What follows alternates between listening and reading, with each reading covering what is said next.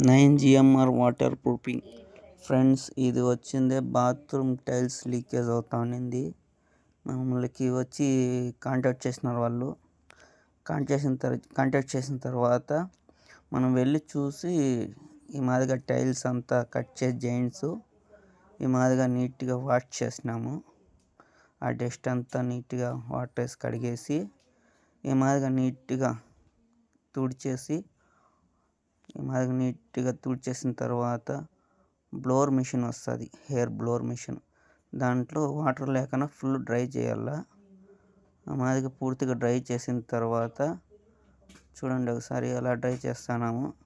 పూర్తిగా అలా డ్రై చేసే వల్ల డ్రై అయిపోయిన తర్వాత మనది కెమికల్ అనేది వస్తుంది. కెమికల్ చూడండి, ఆ నానో డ్రాప్ అంతా ఓపెన్ చేసుకోవాలా. చేసుకొని అపాచీ గ్రౌట్ అని చెప్పేసి రాప్ కంపెనీది, అది నీట్గా పేస్ట్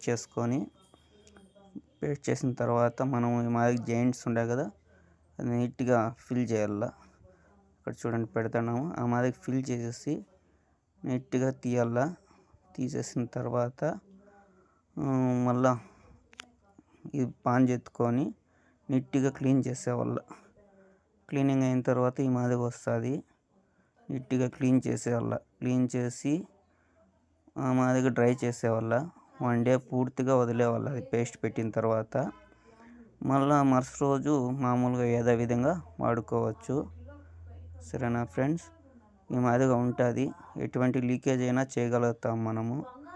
సరేనా, మన నెంబర్ ఇస్తాము, మన నెంబర్ కాంటాక్ట్ చేయండి. అదేవిధంగా మన ఛానల్ సబ్స్క్రైబ్ చేసుకొని లైక్ చేయండి ఫ్రెండ్స్.